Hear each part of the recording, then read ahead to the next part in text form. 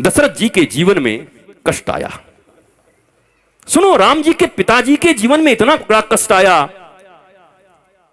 एक बार भूपति मन माही, भयो गलानी मोरे सुत नाही।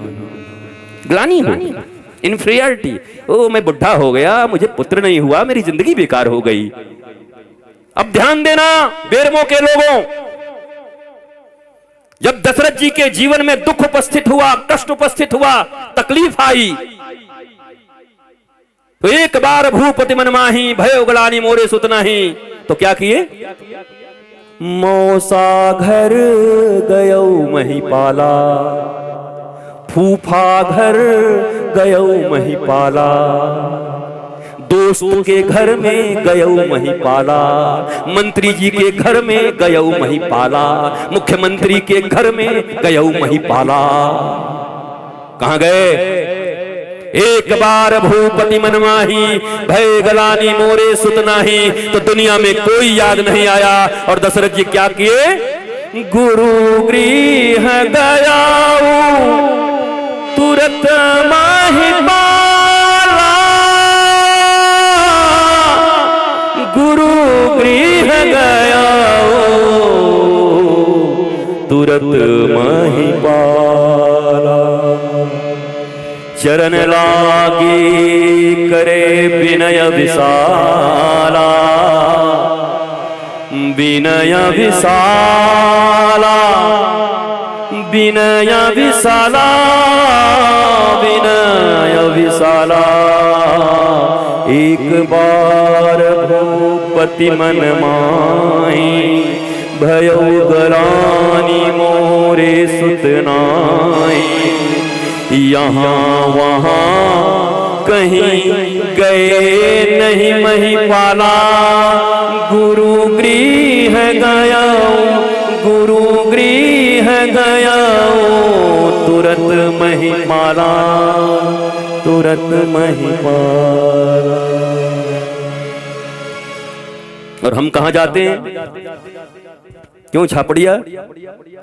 कुछ गड़बड़ी हो तो साले साहब को पुकारते हैं, साला बताएगा इनको।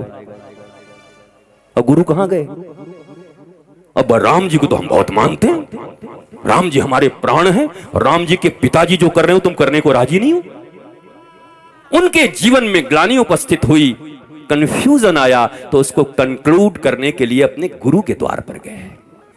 और गुरु जी ने कहा, धरहु धीर हुई है सुत, तू एक मांगने आए थे, 4 दे के भेजा। दोस्त के पास जाओगे तो पहले ही इतना रो देगा कि तुमको मन करेगा कि 10 रुपए इसको और दे दे, भले ही तुम उधार में हो। इतने चालू हो गए आजकल से, तुम्हारे जाने से पहले ऐसा रो देंगे, माँ का हार्ट अटैक आ गया, और माँ अंदर में बढ़िया रसगुल्ला खा रही है और समोसा, वो कह रहा हार्ट अटैक आ गया। वो आदमी भी सोचता भाई रहने दे, तू ले ले 20 रुपए हमसे, नहीं चाहिए हमको। गुरु गृह गए तुरत महिपाला, जहां से सार्थक संवाद के द्वारा सार्थक हल मिले। अरे टेम्पररी इलाज से नहीं होगा, ये पेन किलर खाते खाते किडनियां खराब हो जाएंगी तुम्हारी। आज तो बहुत अच्छा लग रहा है, दवाइयां खा रहे हो, थोड़ा सा पेन हुआ, पेन किलर खा लिए, हो क्या रहा है अंदर में पता है? मरोगे पक्का, कोई बचाएगा नहीं। ये पेन आ कहां से रहा है? ये दर्द उठ कहां से रहा है? What is reason behind this? Cause क्या है?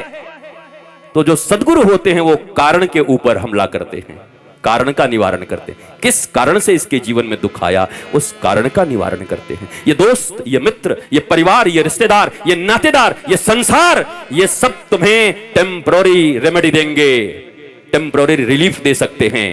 लेकिन अगर परमानेंट रिलीफ चाहिए, अगर निराकरण चाहिए, फिर जीवन में वो दुख दोबारा ना हो, वो ताप न सताए, तो किसी ज्ञानी सदगुरु के चरणों में जाना और पूछना, हे गुरुदेव भगवान, ऐसा दुख उपस्थित हुआ है, मुझे क्या करना चाहिए? और विश्वास रखना, उन्होंने जो कह दिया उस वचन पर, और चल कर देखो। मैं आज भी इस भरे हुए पंडाल में कहता हूं, कोई भी ऐसा करके देखो, तुम्हारे जीवन की समस्या की। और ये कोई चमत्कार नहीं है, he is knowledgeful, he is living master. वो केवल दाढ़ी और चुंदी बढ़ा करके नहीं घूम रहे, वो व्याख्या करने के लिए नॉलेजफुल मास्टर। वेद वेदांत सिद्धांत, जिन्होंने इस शरीर के साइंस को भी जाना है और जिन्होंने आध्यात्मिक विज्ञान को भी जाना है, material science and spiritual science both, वो दोनों के मास्टर हैं। He is scientist, he is doctor. ये मत समझो बाबा जी आ गए हैं, बाबा जी आ गए हैं। तुम में से जितने लोग बैठे हो, ये जिसमें जितने भी ग्रेजुएट के यहां विद्यार्थी हैं, तुमको केमिस्ट्री, फिजिक्स, जियोलॉजी और बायोलॉजी तो मैं पढ़ा सकता हूं, पूरी तरीके से बिठा के तुम्हारे क्लास कर सकता हूं। जितने ग्रेजुएट बीएससी के छात्र जितने, सबको पढ़ा सकता हूं। But this is material science. दुनिया में आज तक डिप्रेशन की कोई दवा नहीं बनी है।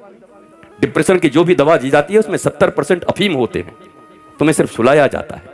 आज तक माई का लाल कोई है नहीं जो डिप्रेशन का दवा बनाया है। तुम्हारे डिप्रेशन बढ़ते जाएंगे। इस दुनिया में डिप्रेशन और तनाव तभी दूर हो सकता है। सुनो, इस दुनिया में तनाव में वही हैं जो दो नाव पर हैं। जिन्होंने सदगुरु के एक नाव पर अपना कदम रख दिया, उनके जीवन में तनाव नहीं, आनंद होता है। उनके जीवन में राम होते हैं, आराम होता है, प्रेम होता है, शांति होती है, मस्ती होती है। और ये प्रयोग करो। अरे कॉलगेट का प्रयोग कर लिया, नहीं नहीं, रोज बिलबोर्ड्स पे प्रचार होते हैं, उसको खरीद लेते हो। एक बार सदगुरु भी खरीद लो ना। जैसे मीरा कहती है, माई डी मैंने गोविंद लीनो मोल, मैंने इसको मैंने मोल में खरीदा है, इसको खरीद लिया है गोविंद को। माई पूछी कितने में? बोले खरीद लिया, कहीं जा नहीं सकता, आप मोल दिया है मैंने।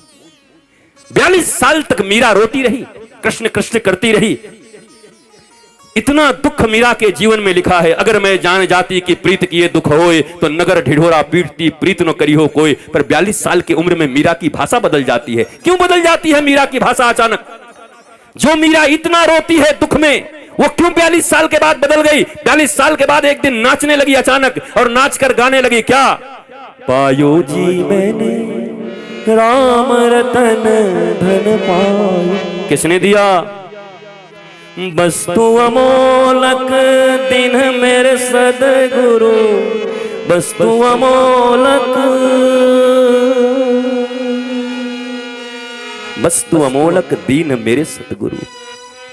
मीरा कहती है मैं 42 साल तक रोती रही, आज मुझे मेरे सदगुरु मिले और मुझे इतना अमूल्य वस्तु दे दिया कि अब तो पग घुंघरू बांध मीरा नाची रे। कबीर एक बार मीरा के घर गए मीरा को देखने के लिए, तो वो मोहल्ले वालों से पूछा, बोला मीरा कहाँ मिलेगी? बोला अच्छा वो पगली बावरी, पागली है। बोला हाँ हाँ वही वही वही। अंदर गई तो सास बैठी थी, बोला मीरा कहाँ मिलेगी? मीरा कुलनासी। बोला हाँ वो कुलनासी। और भीतर कबीर गए तो लोग कहे मीरा भाई बावरी, सास कहे कुलनासी रे। और कबीरा भीतर जाई के देखा तो पग घुंघरू बांध मेरा नाची रे। वो तो मौज से नाच रही थी गोविंद के प्रेम में। दुनिया पागल कह रहा था, कोई कुलनासी कह रहा था। अरे हमसे तुमसे अच्छे तो ये फिल्मी दुनिया वाले लोग जानते हैं जिन्होंने ये गाना लिख दिया।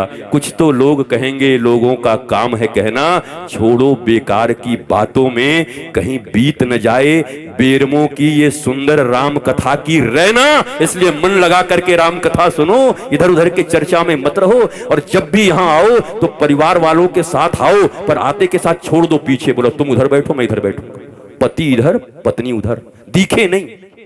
दिखेगा तो कचकच हो जाएगा। तुम्हारा बहुत मन होगा तो पत्नी का कुछ हो सकता है, घर में कुछ बना के आई आलू चप, वो कथा से जा रहा उधर उसका ध्यान लगेगा, तुमको ऐसे करके तो राम जी बन गए क्या, आज ही ऋषि बन जाओगे, चलो। इसलिए जब आओ एकांत बैठो, न मित्र के साथ बैठो न परिवार के साथ बैठो, क्योंकि किसी दिन तुम्हारी बात जम जाएगी सदगुरु के साथ, ठाकुर के साथ। और अगर कोई मंथरा जैसी बुद्धि वाली हो सकता उस दिन रही तो जमेगा नहीं, सब बर्बाद हो जाएगा उसी दिन। आबाद होते होते बर्बाद हो जाओगे।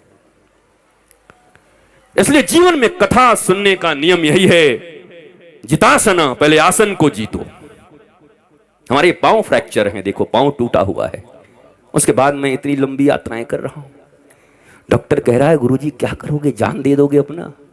हमने कहा भाई अब वही रघुकुल रीत सदा चली आई, प्राण जाए पर वचन न जाई। हमने भी अनूप को वचन दिया है, अब प्राण रहे चाहे जाए मैं जाऊंगा तो जरूर, चाहे कुछ भी हो जाए।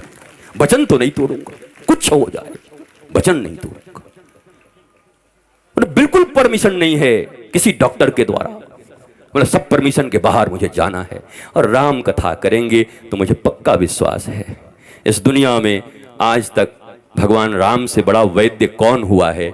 वो तो शरीर के रोग तो छोड़ो, दुनिया के हर रोगों की दवा उनके पास है। राम कथा करके ही सबसे निरोगता पाई जा सकती है, सुन के भी और कह के भी निरोगता पाई जा सकती है। पर सुनो तो दिल से सुनो। ये मुफ्त में मिला है ना, इसलिए इसकी कीमत नहीं समझते तुम।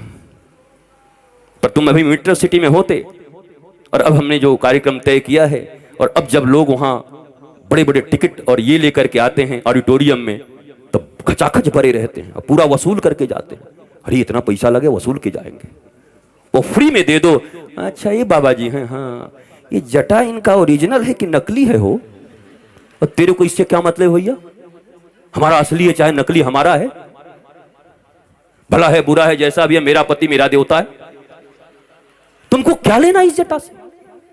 हम कोई जटा छोड़ के यहां जाने वाले हैं कि भाई हमारी जटा की रक्षा करना? तो अजीब अजीब सवाल हैं लोगों के। जटा ओरिजिनल है कि नहीं है, ये बाबा जी के हाथ में ये क्या है? आधे लोग तो पूरा सोशल मीडिया इसी पे पड़ा, इसका राज बता दो। हम कि इसका राज बिल्कुल ये लगेगा तब बताएंगे, ऐसे नहीं बताएंगे। गलत जगह आपके इंटरेस्ट होते हैं। अगर आपका इंटरेस्ट हो, व्हाट आई एम सेइंग, मैं क्या बोल रहा हूं आपसे, वो सुन लोगे तो बात बन जाएगी। पर ये बड़ा कठिन है सुनना, श्रवण बहुत कठिन है। सती नहीं सुन पाती, तुम क्या सुनोगी? शंकर भगवान जैसा वक्ता, और शंकर जी गए अपने ऋषि कुंभज जी के पास गुरु मान करके कथा सुनने, और सती कहती है हम विश्वनाथ की पत्नी है, हमको कथा सुनाएगा बाबा? 2 कौड़ी का, 2 कौड़ी का बाबा। और वो हालत भई सती की कि अगर आज की भाषा में बात करोगे तो सारे चैनल पर ब्रेकिंग न्यूज आता, और सती ने अपने नैहर में आत्महत्या की, क्योंकि अग्नि में कूद गई थी। इतना अपमान हुआ, इतना अपमान हुआ बहनों के द्वारा। कोई बहन, एक बहन का आईएएस से विवाह हो गया, और एक बहन बेचारी वो चपरासी से विवाह हो गया। तो जब आईएएस वाले के पास ही चपरासी वाली जाएगी, तो अपनी ही बहन एक माँ के पेट से जन्म लिए हुए कहते, दीदी हमारे बच्चे तो ना इसके बिना सोते नहीं है, जरा इनको थोड़ा दूर कर दो ना, इनको पसंद नहीं है, हाइजेनिक रहना चाहते। हाइजेनिक, हाइजेनिक, ये कैसे रिश्ते हैं? ये कौन सा रिश्ता है? इसलिए शायद ये गाना मुझे बहुत अच्छा लगता है। कसमें वादे प्यार वफा सब नाते हैं, नातों का क्या?